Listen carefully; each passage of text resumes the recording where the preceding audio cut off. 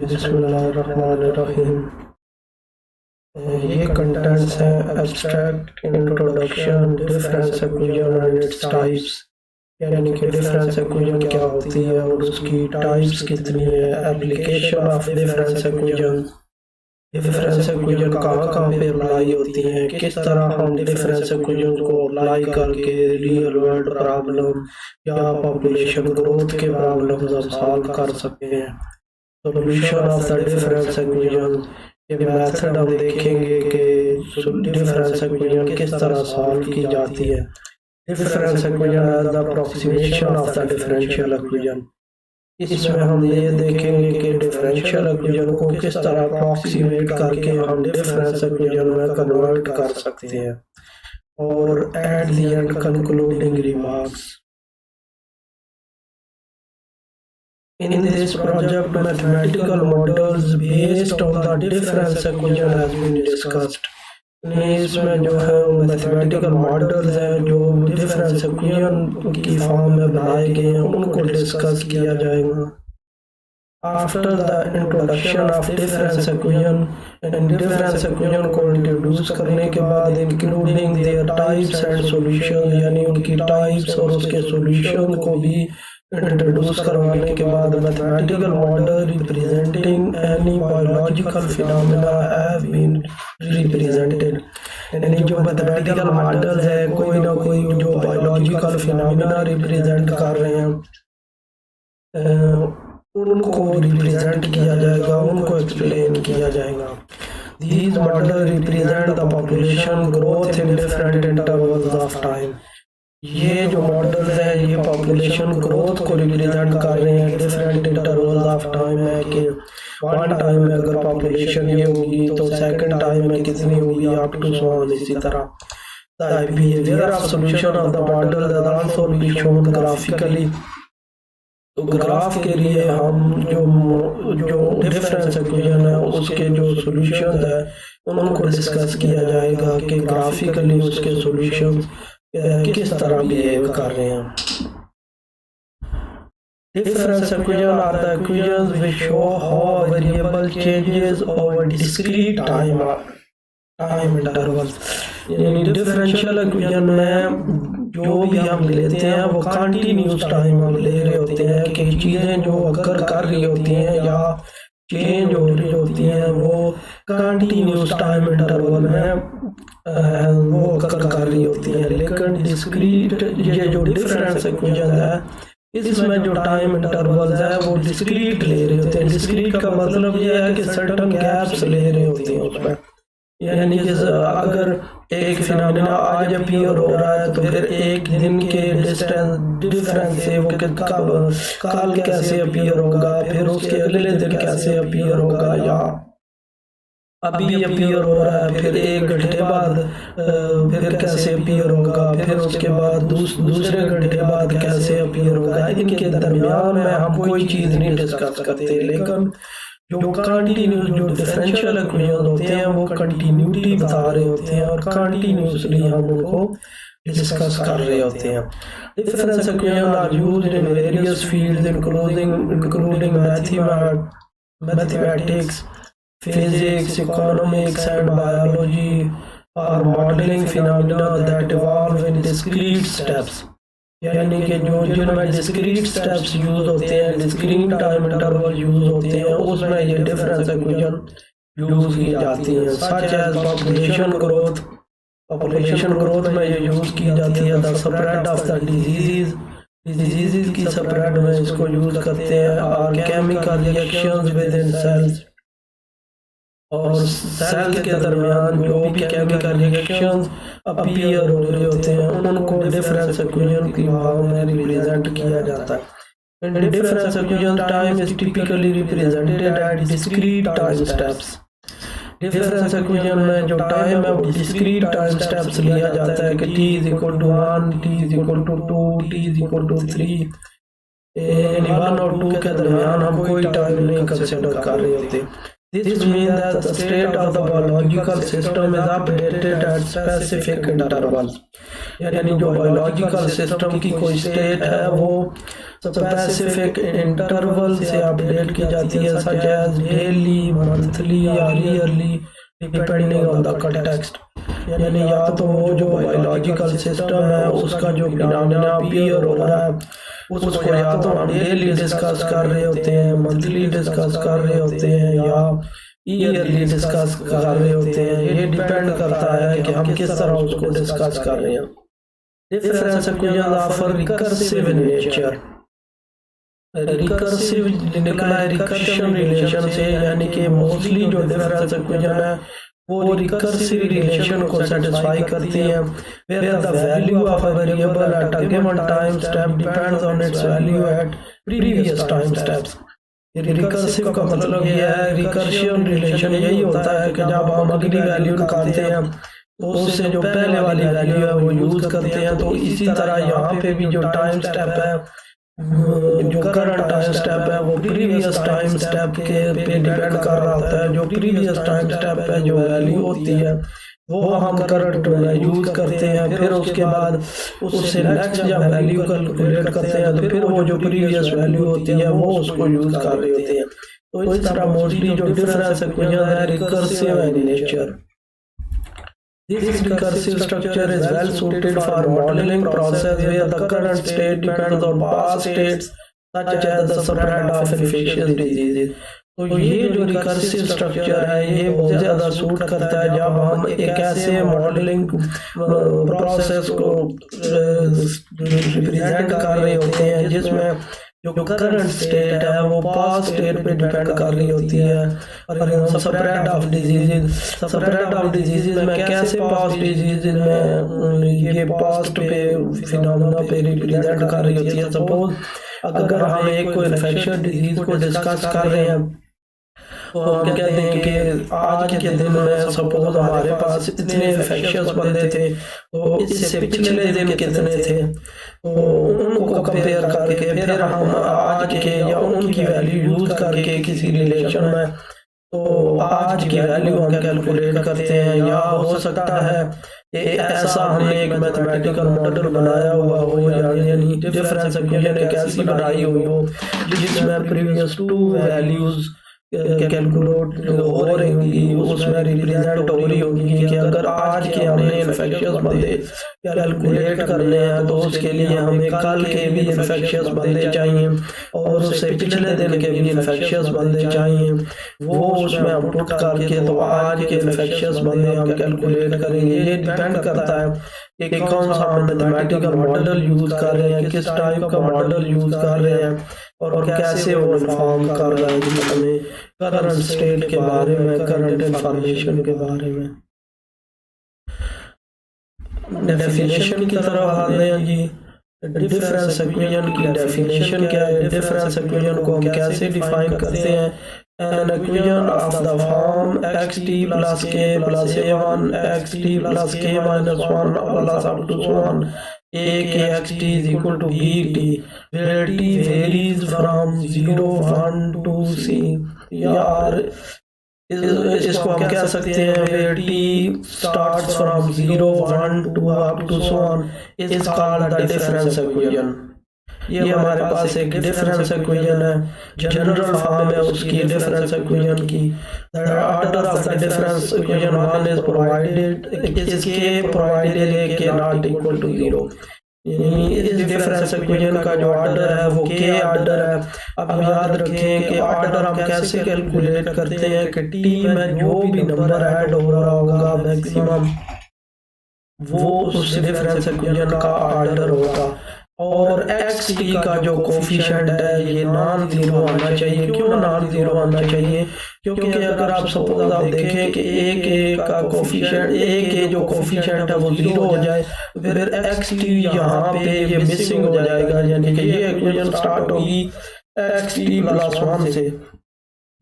जब हमें x T plus 1 से ये इक्वेशन स्टार्ट हो रही होगी तो फिर हमें इसको शिफ्ट करना पड़ेगा एक्स टी पे। यानी टी प्लस 1 को हम फिर शिफ्ट करेंगे टी पे, फिर टी प्लस 2 को शिफ्ट करेंगे टी प्लस 1 के, और इधर फिर आ जाएगा टी प्लस के माइनस 1। यानी उसको शिफ्ट करेंगे फिर उसके बाद देखेंगे कि उसका ऑर्डर क्या है। क्योंकि यहाँ पे ये जो एक्स टी का कोफिशिएंट है, ये याद रखें कि उसमें एक्स टी का जो कोफिशिएंट है वो नॉन जीरो, यानी एक्स टी डिसअपीयर नहीं होना चाहिए। अगर डिसअपीयर हो जाता है तो फिर हम उस डिफरेंस इक्वेशन को शिफ्ट करते हैं ताकि एक्स टी हमारे पास आ जाए, फिर उसके बाद उसका आर्डर कैलकुलेट करते हैं। एग्जाम्पल देखें जी, X T plus one is equal to A T X T plus B T square X T minus one plus sine T. ये एक एग्जाम्पल है डिफरेंस इक्वेशन की। This difference equation show that the state at time T plus one, इसको हम कह रहे हैं state at the time T plus one which is a linear combination of two previous states। दो इसके से पहले जो प्रीवियस स्टेट्स हैं वो कौन कौन सी हैं, एक टी स्टेट है और एक टी माइनस वन स्टेट है, यानी इन दोनों का ये लीनियर कॉम्बिनेशन है जो टी प्लस वन स्टेट है, plus the sine function at time T. तो इसके साथ एक साइन फंक्शन भी एक ऐड हो रहा है, यानी इसको हम इस तरह डिफाइन करेंगे कि this difference equation shows that the states at time t plus 1 is the linear combination of the previous states at times t and t minus 1 plus the sine function at any time t।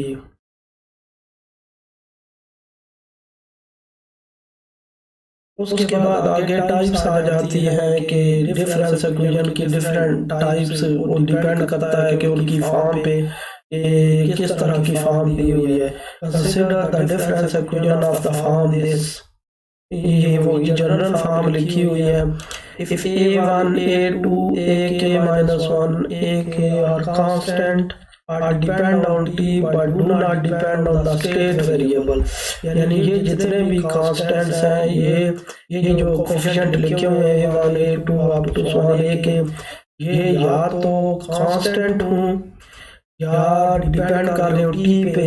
T पे depend करने का मतलब ये है कि ये कोई function of T हो, लेकिन फंक्शन ऑफ डिपेंडेंट वेरिएबल या स्टेट वेरिएबल ना हो। स्टेट वेरिएबल यहाँ पे क्या है, वो एक्स टी है, यानी ये जो कोफिशिएंट्स हैं वो या तो कांस्टेंट हो या टी पे डिपेंड कर रहे हैं।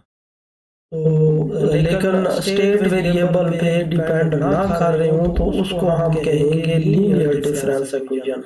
एग्जांपल आप देखें जी, X T plus three plus X T plus two plus X T plus one plus X T is equal to zero. ये हमारे पास एक डिफरेंस इक्वेशन है। इसका ऑर्डर क्या है जी, यहाँ से कैलकुलेट करेंगे, देखेंगे इसका ऑर्डर 3 है और ये लीनियर डिफरेंस इक्वेशन है क्योंकि आप देखें कि हर जो वेरिएबल है उसका जो कोफिशिएंट है वो 1 है, यानी कांस्टेंट है, इसलिए ये लीनियर डिफरेंस इक्वेशन है। और इसी तरह ये दूसरी जो डिफरेंस इक्वेशन है, इसका अगर ऑर्डर देखें तो इसका ऑर्डर ये 4 है और ये भी लीनियर डिफरेंस इक्वेशन है क्योंकि एक्स टी प्लस 4 का कोफिशिएंट 1 है, इसका कोफिशिएंट -8 है और इसका कोफिशिएंट 16 है, यानी इसमें भी जो सारे कोफिशिएंट्स हैं वो कांस्टेंट्स है, इसलिए ये लीनियर डिफरेंस इक्वेशन है। आगे नॉन लीनियर डिफरेंस इक्वेशन की एग्जांपल और उसकी definition. Consider the difference equation of the form this, वही जनरल फॉर्म लिखी गई है। This difference equation is called non linear difference equation if the coefficients a j are not constant but are functions of state variables, यानी कि ये जो coefficients है वो कांस्टेंट ना हो बल्कि फंक्शन हो कोई स्टेट वेरिएबल के, उसको हम कहेंगे नॉन लीनियर डिफरेंस इक्वेशन। अब देखें एग्जांपल, ये जो है x T plus two is equal to x T plus one over x t. अब अगर इधर भी ये कंसिडर करें कोफिशिएंट के तौर पे तो ये कोफिशिएंट आ जाएगा 1 ओवर एक्स टी और साथ आ जाएगा एक्स टी प्लस 1। और अगर इसको इधर ना भी कंसिडर करें, एक्स टी को अगर इधर ले जाएं तो ये आ जाएगा x T plus two is equal to x T plus 1, तो फिर ये एक्स टी प्लस 2 का कोफिशिएंट बन जाएगा एक्स टी। तो इस तरह आप देखें कि जो स्टेट वेरिएबल पे एक्स टी पे ये डिपेंड कर रहा है कोफिशिएंट, ये इधर है, या इधर इसके साथ लिखें तो एक्स टी प्लस वन के साथ, तब भी ये एक्स टी पे डिपेंड कर रहा है, और अगर इधर लिखें तो तब भी ये एक्स टी पे डिपेंड कर रहा है। तो इसका मतलब ये है कि ये नॉन लीनियर डिफरेंस इक्वेशन है। और इसका ऑर्डर कितना, ये ऑर्डर मैंने बताया है कि टी में जो मैक्सिमम नंबर ऐड हो रहा होता है वो उसका ऑर्डर होता है। तो इस डिफरेंस इक्वेशन का जो ऑर्डर है वो 2 है। आगे टाइम है जी autonomous difference equation. Consider the difference equation of the form this, ये जनरल फॉर्म वही लिखी गई है डिफरेंस इक्वेशन की। The difference equation is called autonomous difference equation if the coefficient does not depend explicitly on t। यानी अगर ये जो कोफिशिएंट्स हैं ये एक्सप्लिसिटली टी पे डिपेंड ना कर रहे हो, यानी दूसरे लफ्जों में टी एक्सप्लिसिटली इन्वॉल्व ना हो रहा हो। एक्सप्लिसिटली इन्वॉल्व होने का मतलब क्या है कि टी सामने एक्सप्लिसिटली या क्लियरली नजर ना आ रहा हो, तो उसको हम कहते हैं ऑटोनोमस डिफरेंस इक्वेशन। एग्जाम्पल देखें, x T plus 3 plus 5 x T plus 2 minus x T plus 1 minus 5 x T is equal to 0। अब ये देखें, अच्छा एक इक्वेशन जो है वो डिफरेंट क्राइटेरिया सेटिस्फाई कर सकती है। सबसे पहले तो इसका ऑर्डर देखेंगे। टी में सबसे जो बड़ा नंबर ऐड हो रहा है वो 3 है, तो इसलिए इस डिफरेंस इक्वेशन का ऑर्डर 3 हो गया। फिर उसके बाद अगर हम लिनियरिटी की बात करें तो इसके कोफिशिएंट देखें, 1 है, इसका 5 है, और इसका -1 और -5।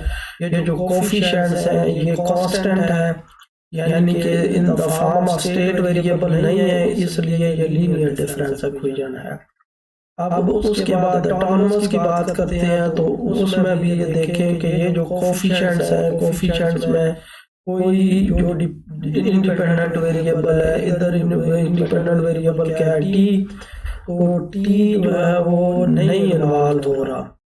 नॉर्मली हम डिफरेंस इक्वेशन को द फॉर्म ऑफ टी लिखते हैं, तो टी एक्सप्लिसिटली देखे कहीं भी नहीं इन्वॉल्व हो रहा, तो इसलिए ये थर्ड ऑर्डर लीनियर और ऑटोनोमस डिफरेंस इक्वेशन है।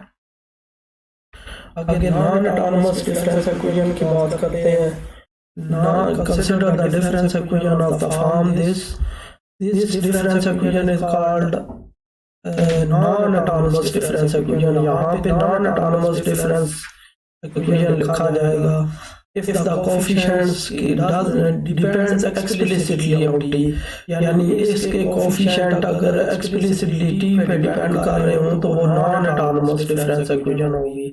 एक एग्जांपल देखें जी, 3 + 1 + 4t cube x T plus 2 plus sin t x T is equal to 3t + 1।